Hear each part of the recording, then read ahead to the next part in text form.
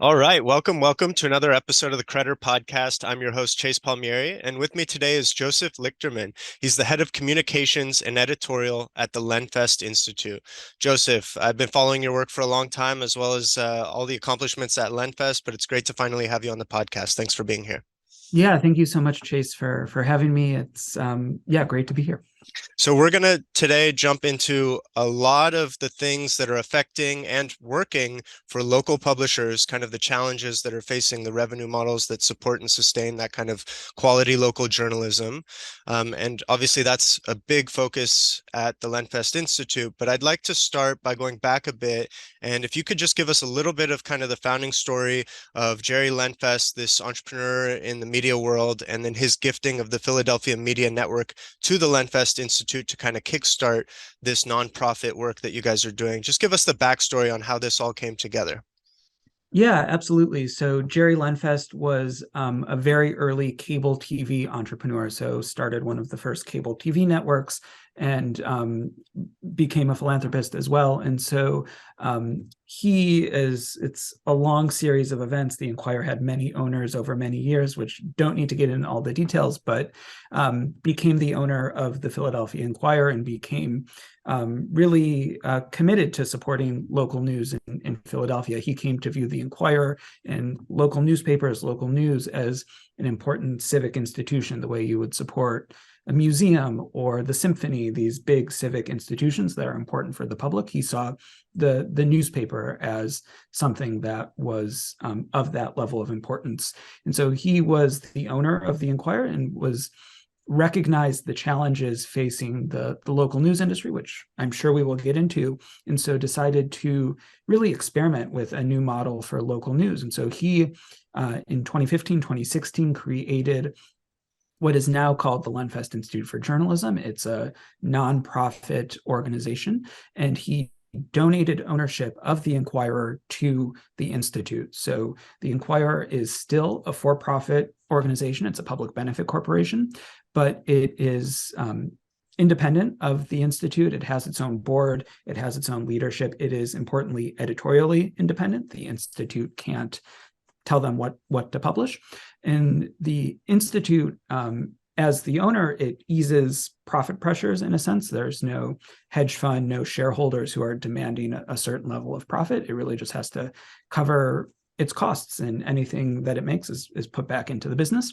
And the Institute were able to support the Enquirer given the way it's structured through grant funding. So we at the Institute historically have given the Institute, or the Enquirer, funds to improve their technology, things like their back-end publishing system, their CMS, to expand the investigative news team, to introduce new desks and beats to ensure that the Enquirer is more representative of Philadelphia, which is a hugely diverse city. So making sure that coverage is representative and inclusive of all communities. And so that is the backstory and sort of how the Institute and the Enquirer, what that relationship is.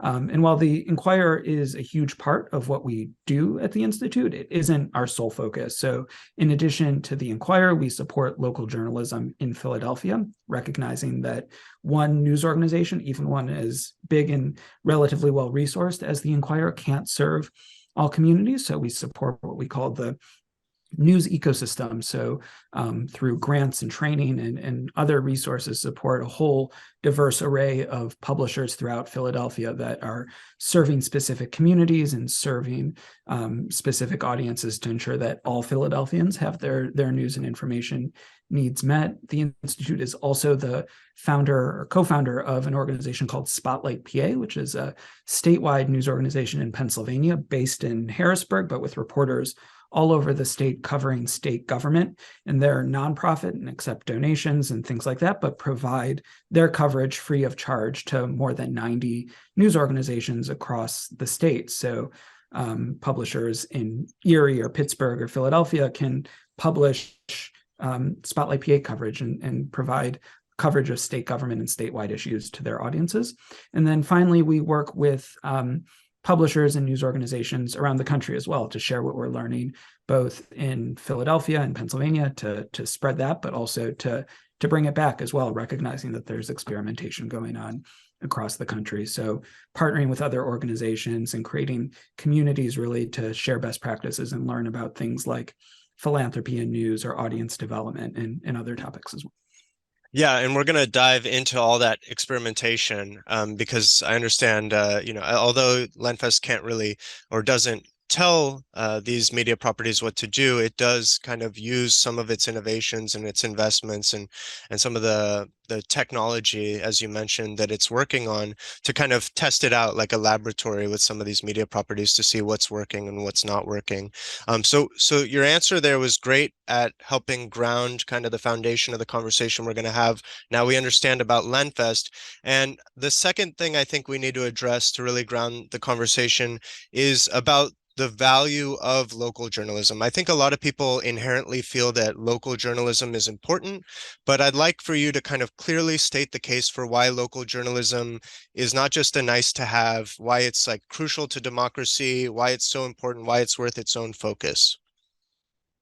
Absolutely. I mean, if you think about it, we live in our local communities. What happens down the block or at City Hall or in my state house, in many cases directly affects me more than what's happening at a national and international level. And so if you want to stay informed and have insight and be able to contribute to the dialogue and be an engaged participant in what's happening in your community, you need independent journalists telling you what's happening and who are there at City Hall at these meetings, ensuring that things are going according to plan and keeping politicians honest. And if that goes away, there's no one to help to hold folks accountable and to play that role. And so from an accountability role, it's hugely important, from being connected to civics and engaged in who's on the ballot at my local election in terms of city council or school board or local judges, all these things that directly impact our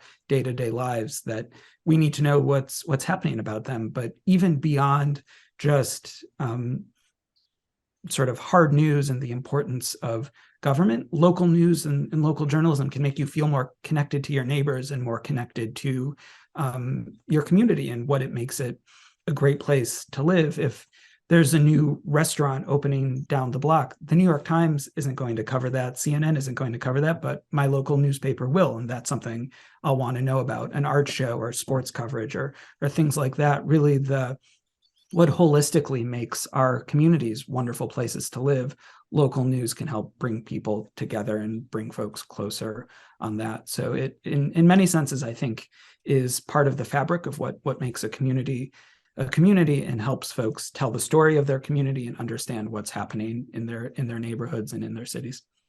Okay, perfect. And so the fact that the Lenfest Institute exists and is focused on supporting this innovation and sustainable revenue models for quality local journalism does suggest that there is a problem today, maybe a structural difficulty in supporting financially these local publishers. So can you kind of paint a picture for us? Why is it more difficult to do local journalism as opposed to a national journalism or perhaps even kind of a worldwide news coverage? Yeah, absolutely. I think especially in the pre-internet days, local newspapers in particularly effectively had a monopoly on attention in a sense. If you were a car dealership and wanted to reach potential car buyers or a supermarket or things like that, you took out an advertisement in the newspaper, and then the internet came along and you could take an ad on Facebook or buy a Google ad or things like that. So from a pure business model perspective, that ad-based revenue model, which was the bread and butter of local newspapers for so long, has dried up as advertisers have found cheaper alternatives, better alternatives, really to reach audiences. And I think there's still value to local newspapers and local advertising to reaching that. And so from a business perspective, that happened. And at the same time, sort of the content bundle that people came to appreciate, and really in many cases why they would pick up a newspaper. They wanted to look at an ad to find a new car or a place to live or a job, or they wanted to know the movie times or the sports score from what happened last night. That all went online and became free in many cases. And so the user case of why you would pick up the newspaper changed as well. And I think those two factors combined have caused, as we've seen, sort of a drying up and a huge contraction in the industry. And so you're seeing newspapers either go out of business altogether or they are shells of their former selves. In many cases, there's been huge consolidation as hedge funds and corporate owners have bought up these distressed assets in a sense and tried to create efficiencies and leverage them in a way that they aren't necessarily focused on core serving their community. And so there are still other options for local news. Local TV is still doing particularly well. And I think if you ask folks what they think of with local news, they'll in many cases default to local TV. But for a long time, local newspapers have consistently had the largest newsrooms in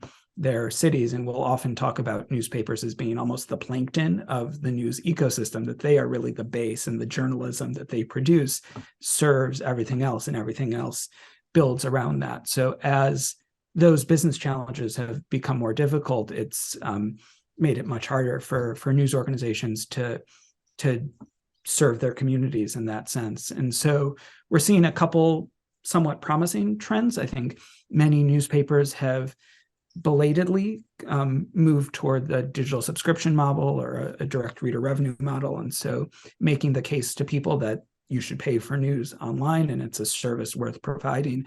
And you're seeing some promising results in many communities there. And you're seeing lots of exciting startups and new entrants come into the space as well. Digital, in many cases, nonprofit, some for-profit as well, where the cost structure is much lower. The newsrooms are smaller, but they're able to target specific niches and reach audiences in interesting ways. So I think that's been really promising, and it's been really exciting to see that happen as well. And the other challenge with local in particular is, compared to national or international news, is just the total addressable market is so much smaller in a sense, so that if I am living in Philadelphia, I care about the Philadelphia Inquirer and what they're publishing. But if I'm living in Detroit or Wichita or anywhere else, that's not going to be as relevant to me. So the number of potential subscribers, the number of potential readers is a lot smaller than a place like the New York Times or CNN or any of these massive places that are covering national and international news. That's a perfect segue, because the next thing I wanted to ask you about is that these ad-supported publishers, like you kind of mentioned, they really have to go for the widest reach they can, which means not just covering a Philadelphia-specific restaurant opening on the main boulevard, but international stories. The more, it's a story that's relevant to the world, the more potential for those eyeballs. And so I kind of wanted to just kind of dig into this very recent story this week of the earthquake in Turkey. This is a story that, as tragic as it was, it's interesting how it kind of became, in some ways, the leading news story of the day or the week here in the US. That might be partially due to the fact that there's video of the incident and kind of touches on the old adage, if it bleeds, it leads. But I'm wondering what you would say to maybe a trend that I personally think is happening in the space, which is the globalization of the news industry. When you have an ad-supported model, you want to cover stories that are covering the most people as possible, or are relevant to as many people as possible. So you get these international stories and less of a focus on local stories. So would you say that it's true? Is this a trend that kind of the news industry is globalizing or going international? In the same way that maybe our broader US economy or global economies have kind of globalized? Yeah, I think there is that trend of news becoming more global and interest in news being more focused on what's happening more broadly. I think part of that is, yes, the revenue model, that whether it's advertising or if you're the New York Times, where digital subscriptions for the past decade has been their big grower, same with the Washington Post or the Wall Street Journal, the value proposition of those organizations, you subscribe to those organizations because you want to know what's happening in the world and be an informed citizen and informed member of the global society. And so for them, they're one of the things they sell is they have reporters all over the world. And so if you want to know what's happening in Turkey, because it is a horrible story and maybe the most important thing going on in the world, then that's certainly something that they're selling as well. And so the interesting thing also, I think, is that at the same time when local news organizations have been really struggling over the past 5-10 years, these bigger international organizations have seen some success. That you could make an argument that the New York Times and the Wall Street Journal are in a stronger position. The Financial Times, these big international brands, are stronger than they've ever been and more profitable and more relevant than they've ever been. And so they've been able to invest into coverage, invest into product, and create really wonderful experiences for users in a way that other organizations haven't. And so they just continue to draw subscribers. And so if you're only going to pay for 1 or 2 news subscriptions, it's going to be that, because they're great and provide you really great coverage and all sorts of things. And so I think that trend has certainly helped with some of that. And I think as local news, where people were turning to in pre-internet, early internet days, has dried up, national news and the nationalization of the news has helped fill those spaces. And you've seen that all sorts of things, like the debate in Florida right now around what books are going to be banned. That's should be a local school board issue, but it's become this big nationalized story because they're playing to national audiences through TV networks and online sites that people are turning to for most of their news consumption. So, and you've seen it at all sorts of debates around school board meetings or other local meetings where these local issues become politicized and nationalized, because I think most of the attention is on that national news as opposed to what really should be nonpartisan local issues that vary from community to community. Yeah. Okay. So I want to dig into these revenue models a bit more. You mentioned the New York Times, the Wall Street Journal, the Washington Post. They're doing well with their subscription businesses because they have these huge brands that, like you mentioned, if a news consumer is going to subscribe to 1 to 3 publishers, there's a good chance that 1 or more of those names are going to be in those top 3. So I want to dive into, is it reasonable to expect a local publisher to be able to sustain themselves just on subscription revenue alone? And we've touched on some of these other revenue models, ad-based models, direct-to-reader subscription models. Affiliate marketing is another model that is becoming at least a supplemental revenue stream for publishers. And then obviously there's direct donations. Maybe there's some more revenue models that you guys are experimenting with that you're seeing working, but I'm hoping you can explain to me, is subscription enough to, if it was just subscription alone, would that be enough to support a local publisher with their smaller base? And if not, what do you think is kind of a healthy mix-up or combination of these different revenue streams? Yeah, that's a great question. I think it really depends on the publisher, in a sense, that there's going to be no one uniform answer, one uniform model that works for every type of publisher. What is required to support a traditional legacy local newspaper is very different than a 1 or 2 person newsletter, for example. And so that mix is going to look different depending on the type of organization. And I think it should, but all the options you said are exactly things that we're working on partners with and experimenting with, and should be a focus for many publishers.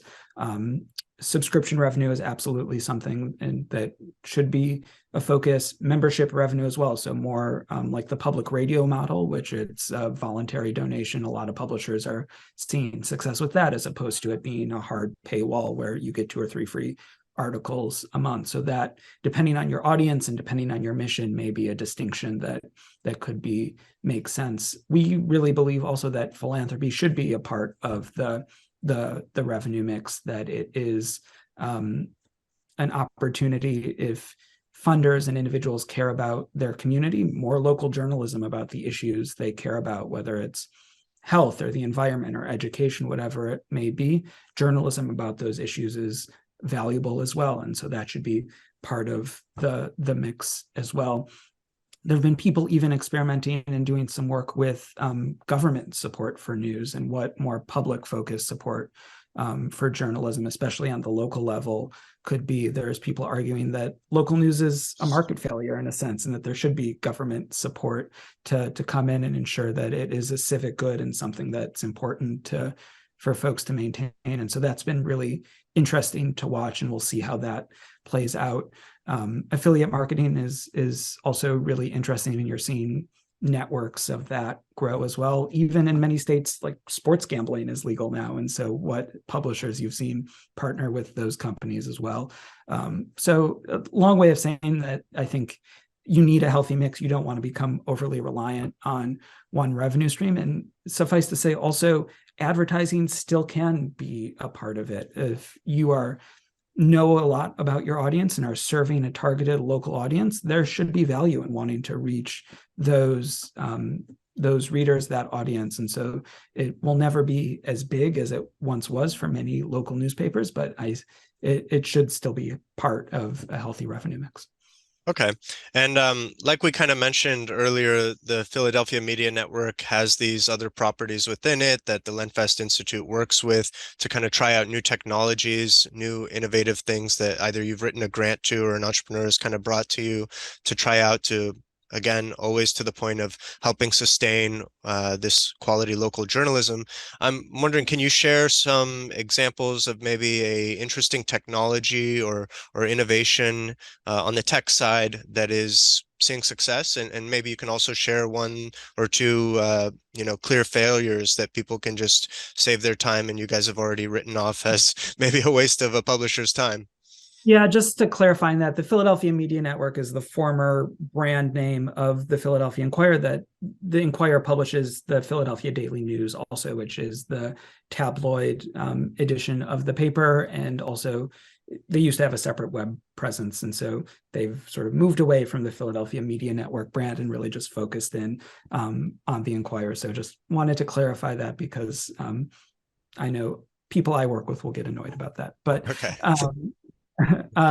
yeah, in terms of technology that that works and isn't working, that's a very good question. Some of the things that I think have been most exciting,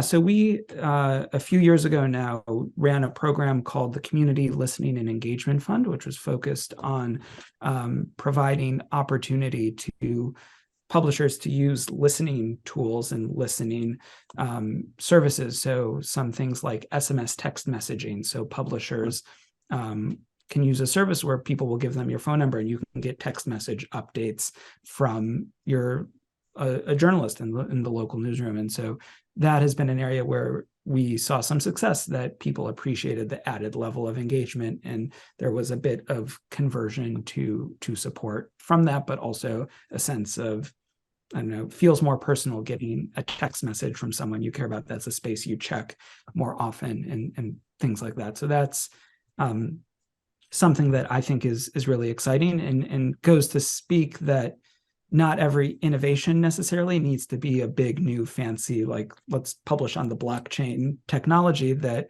even rethinking how to use basic ways we communicate with people, even things as simple as putting flyers up around the neighborhood, that really thinking about how you put the news consumer and community members first and really putting them at the center of how you approach and address coverage can create some really interesting and meaningful experiments in ways that maybe you wouldn't have thought about necessarily. So I think that's at least one example of something that I think has been pretty exciting, and a larger trend across the industry as well. Okay, and not to say that these things will never work, but perhaps you can share an example of something that maybe you guys had built up an expectation that it was going to be a meaningful change for a publisher, but it didn't pan out the way you thought it would. Maybe whether it's a technology or a tactic that just fell short. That's a great question. Oh man, I'm like running through the list of things we've worked on that. Can I come less. back? Yeah, Let me come yeah, back. yeah. If it hits you at any point, interrupt me later. So one, I don't know if I would call it an innovation, but one interesting startup or new revenue model in the world of journalism is the kind of rise of Substack. And I'm curious if you would say that Substack could in some ways support local journalism, because you could have a local journalist create a Substack and go direct to local audience members and not necessarily have to rely on the reach or kind of the recognition of the established news outlet in that area. What do you guys think about, or do you guys promote Substack as a way to support local journalism, or are you really still trying to support the local journalist outlet as opposed to necessarily a journalist to audience relationship?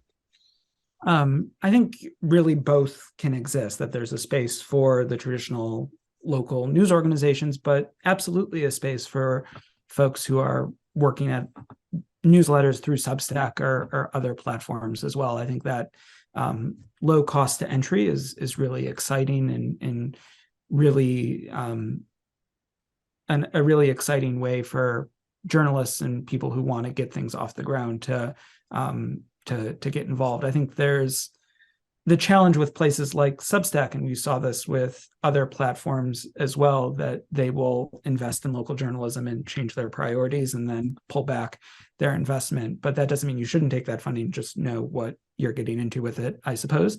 And in particular, I think platforms like Substack have potential because they provide that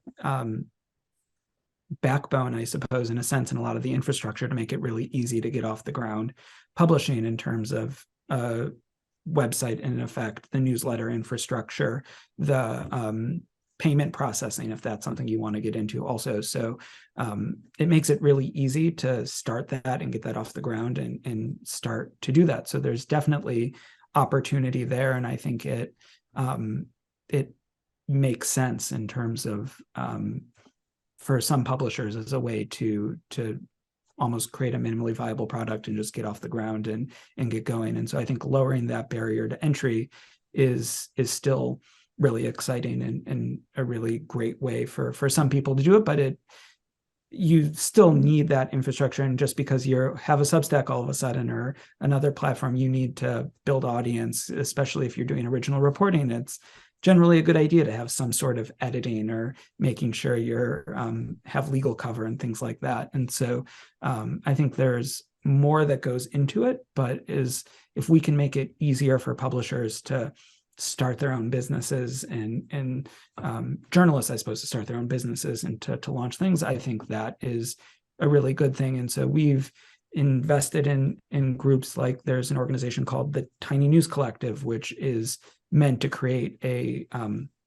really low lift publishing stack, everything from website to payment processor to email newsletter to CRM, even, to help local publishers get off the ground. We've been a supporter of a platform also called Newspack, which is a project funded through Google and Automatic WordPress that is basically an all-in-one website publishing platform built on WordPress. But a lot of these newer local news organizations don't have the tech background or want to make the investment to build their own site. So they have a really great template that has everything they need to do that they can plug into at a relatively affordable rate. So I think that kind of infrastructure that makes it easier for journalists to do what they want to do, which is go out, report, and do great journalism, makes a ton of sense and will help a lot of entrepreneurs and folks starting their own organizations.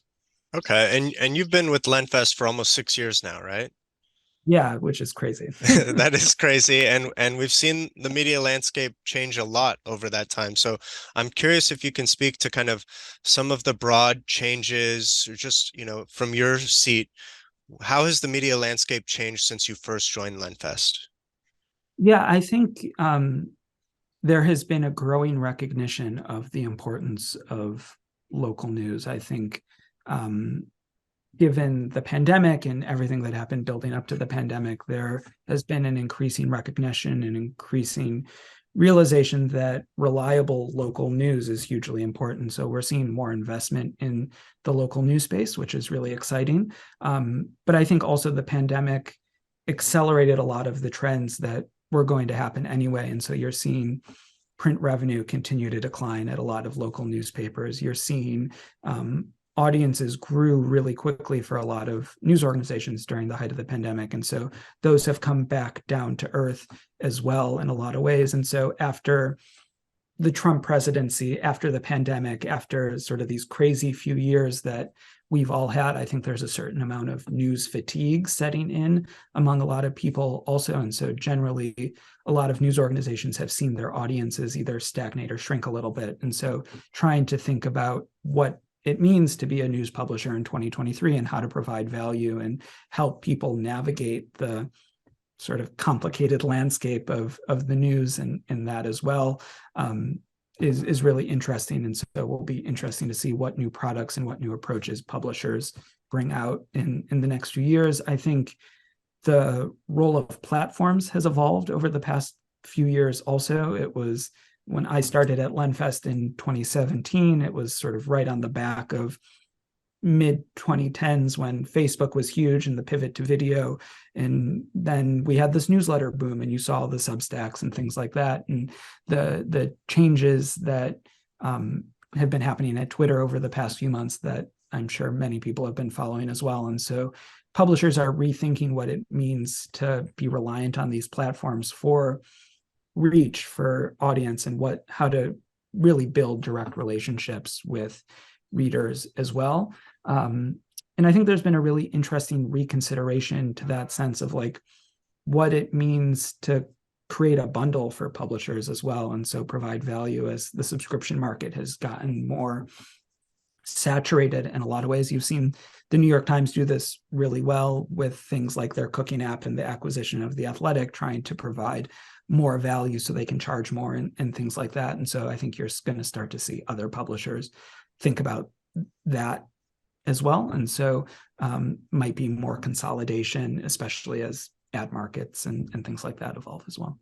Okay. And one of these big changes that has happened just in the last month is the huge emergence of ChatGPT, this AI search engine that has been heavily invested in by Microsoft now. And I think as of today, actually, February 10th, Bing launched its new version of its search engine. I haven't played with it yet, but apparently there's a toggle where you can toggle between traditional search and this kind of conversational search with the AI, where it provides direct answers as opposed to the traditional list of search results. Obviously very problematic if you're a publisher that relies on people clicking through to your page because you're monetizing through ads or affiliate marketing on your actual site. Now these AI search engines and Google is kind of on the track to put out their own competitor to this, and there's a lot of other AI search startups doing this as well. There's a high potential for the person making the search to get the value that comes and derives from the publisher's content, but in a direct answer from this AI for search platform without ever having to land on that page and essentially support the publisher with whatever revenue model they have existing on their website. How problematic is this? Because it feels to me like publishers have been slowly getting drained from the value of the content they create as, you know, the value gets captured on these platforms or upstream. And now it's kind of the ultimate version where people aren't even necessarily going to know which publisher created the content that is providing the answer, let alone clicking to the website. So how do you think publishers are going to respond to this? Is this going to potentially lead to lawsuits where the publishers are going to say, hey, you're providing value, you're monetizing my content without, you know, any kind of attribution or citation? And what's going to come of this new technology in search? That's a great question. I'm really excited to see what happens there, and have not yet tried the Bing. Also, I'm on the wait list, which I'm hoping to get off of soon. But I think it speaks to publishers really having to refocus on providing unique value and providing detailed, nuanced, unique coverage that maybe ChatGPT or other similar AI bots can't necessarily provide. So I think you might not see every single news organization publishing what time is the Super Bowl or here are the Oscar nominees to try and generate that search traffic and get those clicks. But in terms of deep investigative stories or on the ground reporting from Turkey, where the earthquake was, or what's happening, deep investigative story about what's happening in your local community, that's not something that AI is necessarily, at least now I think, I'm not an expert in it, will be able to replicate. So if publishers can continue to develop those direct relationships with their audiences, produce unique coverage that genuinely serves audiences and meets a need and is unique and something that folks are going to seek out, or when they see it will spend some time with it and acknowledge it. And so developing those relationships through newsletters and other platforms so you can maintain that direct one-to-one relationship will be hugely important.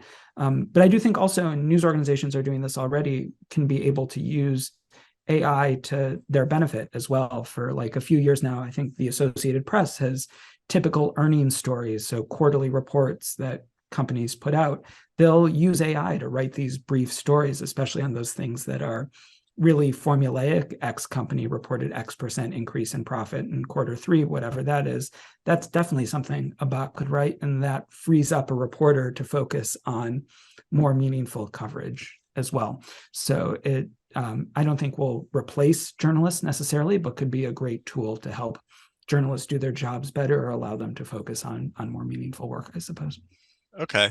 And one idea that I've been playing with, from when I knew we were going to get you on the podcast, was thinking about maybe out of the box ways that local journalism, local publishers could support their journalism.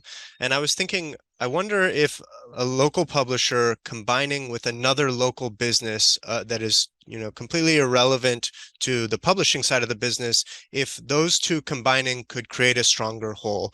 And some of the ideas I was thinking about were maybe a local publisher joins forces with a local events producing business or company. And as part of your membership or subscription to the publisher, there's also these monthly or weekly events and meetups that you get to do. And then the publisher gets to put on an annual conference with their events producer. So a combination of a business there that potentially makes both businesses stronger, or potentially a sports league, whether it's the local soccer league, and then they include, all of the updates on who's scoring the goals and who the teams are that are winning, and pictures of people, and they're just their typical local intramural sports leagues, but having a section in the paper and supporting kind of these local pickup games or things like that. I'm curious, have you seen any models like that where a publisher takes a non-traditional local business and kind of teams up, and those businesses can support each other's efforts? Yes, absolutely. I think that's certainly something that makes a lot of sense, and I think speaks to the value of being a local news publisher, that you might not have the reach necessarily of a national international publication, but you can go deep and develop those deep relationships. So I think that totally makes sense, and is certainly something I would expect to see publishers do more of coming out of the pandemic, especially. I mean, you look at a place like the Texas Tribune, their biggest event, one of their biggest revenue drivers every year is the Texas Tribune Festival. It's a big annual gathering in Austin. They bring together these amazing speakers from all over the country. And if you care about politics, if you care about news, you're going to be there. It's a place to see and be seen. And so leveraging the platform of the news organization, the ability to bring in these amazing people, the ability to convene, and they now have their own event space in Austin as a result of that. And so being able to use that convening power, I think, is a huge opportunity for publishers. And same thing with sports leagues or things like that. And I think it's incumbent on news organizations to get creative and take advantage of what their unique value proposition is that they are local, they are of your community, and they can do more to bring value to people because of that. Okay, cool. And was there anything that we didn't touch on in regards to kind of the work Lenfest is doing or local journalism that maybe I just didn't think to ask that is worth pulling into the discussion? No, I think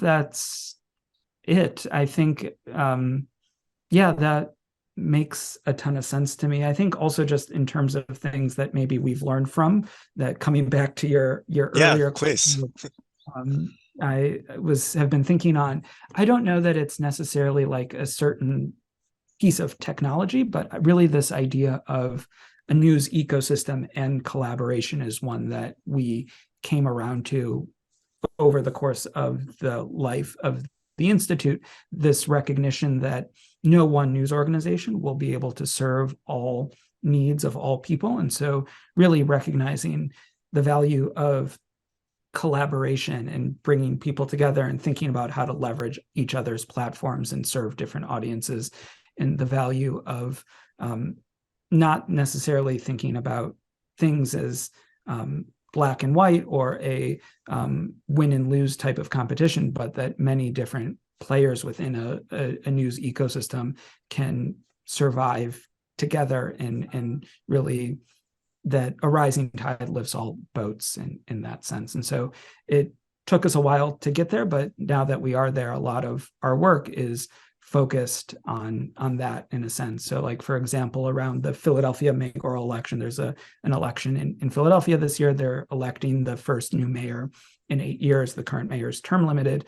We're doing a project called Every Voice, Every Vote, which is bringing together more than 50 news and community organizations throughout Philadelphia to share coverage and hold events and report on the mayoral election in a way that really puts voters at the center. And so it's not only engaging the public radio station and the newspaper, but a local Baptist church, for example, which has amazing convening power and is able to sort of leverage that to ensure that the candidates are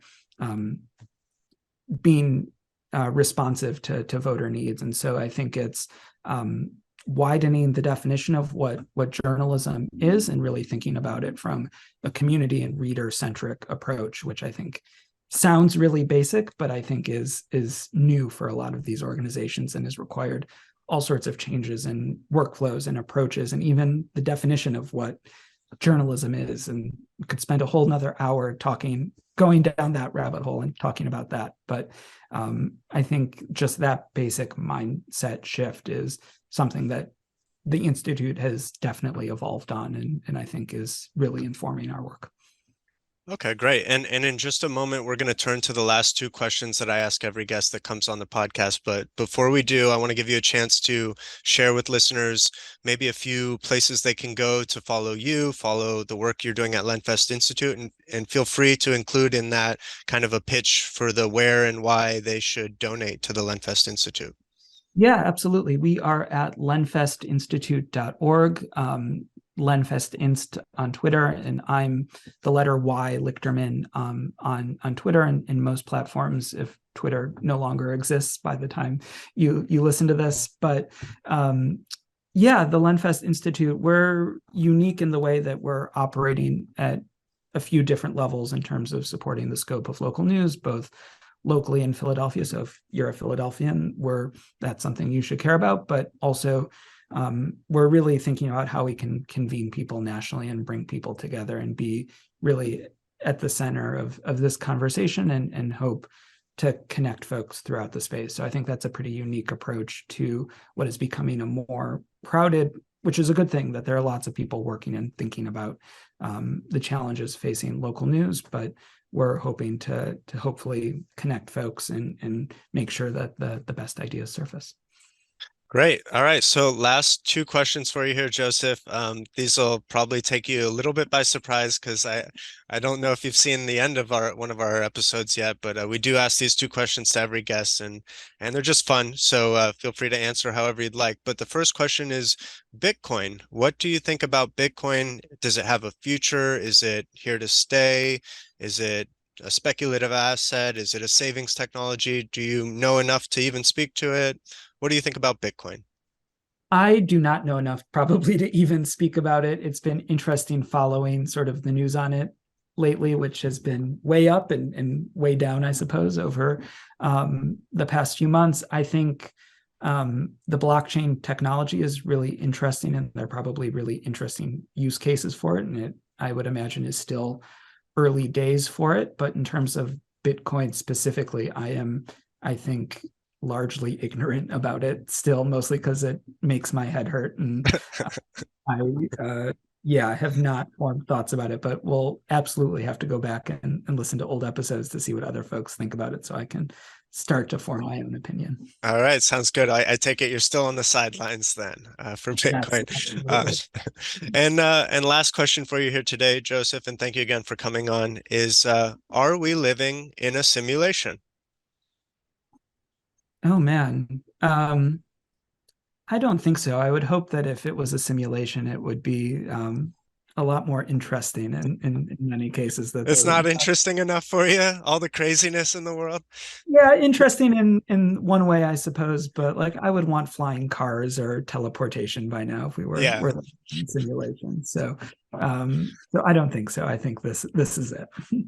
Fair enough. Maybe the simulation with teleportation and flying cars cost more than we could afford. You know, we got the cheap version. But all right, Joseph, thank you so much for coming on. I hope everybody goes and follows what you're doing at the Lenfest Institute. All of the links you mentioned earlier will be in the show notes. And best of luck. The work you guys are doing, I don't think it's going unnoticed because the Lenfest Institute is obviously a big player in the space. And as you mentioned, more and more people are kind of recognizing the importance of supporting local journalism. But people do forget the value of your local publisher and your local journalists as we follow these kind of bigger and bigger, more national and international stories. So I encourage everyone to go and support the work you all are doing, and just go support the publishers in your area. Not everybody listening, very few probably will be from the Philadelphia area, but obviously all the lessons and topics we discussed today apply to wherever you're living. So Joseph, thanks again for your time today. Yeah, thank you so much. This was a lot of fun.